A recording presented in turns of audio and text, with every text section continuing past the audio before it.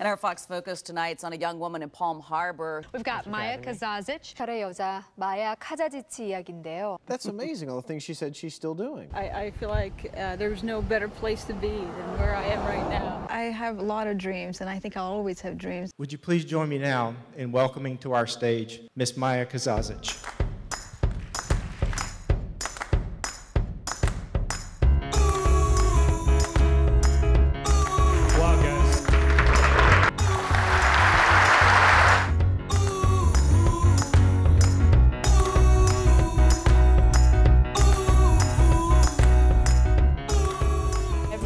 Story like that before. It may have been the single most compelling story I think I've ever heard. After hearing that great story, it really makes us understand how truly blessed we are.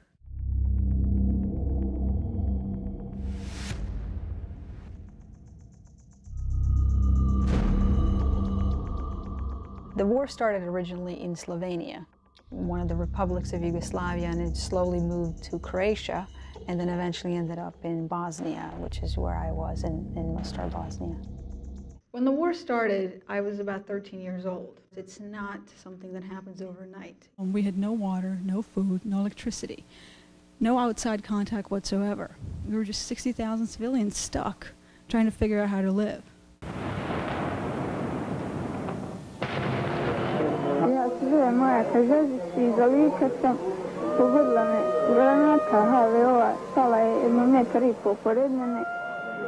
In an instant it happens. Usually they say the bomb that you don't hear is the one that's going to get you. I just didn't know what was happening. It was just like I sat on the wall, and the next thing I know, I'm choking. Literally in a split second, I looked around. They were all dead around me.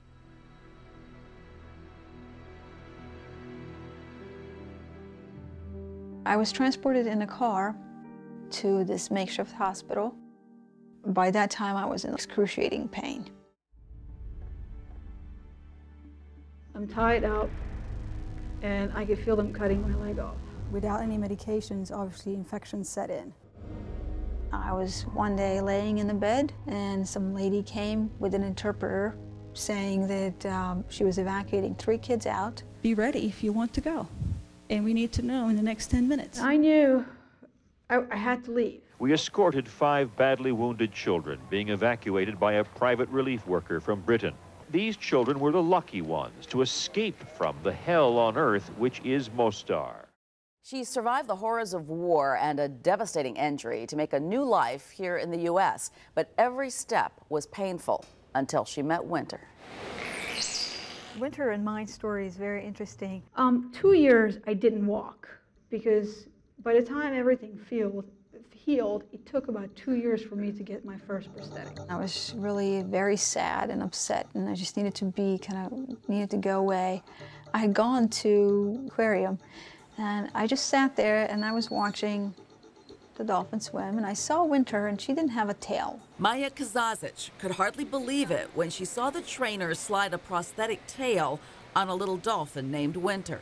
And I'm looking around and I'm thinking, time out. I've got this dolphin that's swimming with a prosthetic tail. She's got a big smile on her face. She's doing these tricks, and I'm thinking there's something wrong with this picture. What I decided to do is I decided to throw the pity out of the window and stop feeling sorry for myself. Hang on a second, if she could do that, I gotta be able to do it. And whoever made her tail, gotta be able to make a leg for me. And literally 10 days later, I was in a prosthetic that allowed me to walk pain-free.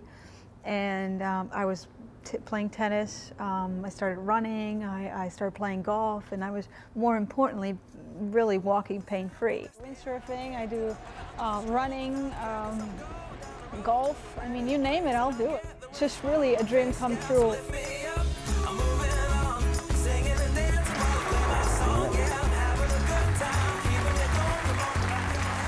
Hoping that, out of 1,000 people that I talked to, that, 5 of them will maybe get moved. My biggest accomplishment, though, was this 5K run that I've just completed. But the key is to make those goals and split them into smaller goals. And split them as small as you can. Just divide them up to the tiny little tasks that you can conquer. Right now, I really am getting ready for a tennis tournament. when you conquer those little tasks, when they all add up, they really are the ones that make that big goal. If I can make it, you guys should be able to make it. Lets everyone know that they can do whatever they want to do. I hope this helped a lot of people. It certainly helped me. We have a lot to live for. Thank you.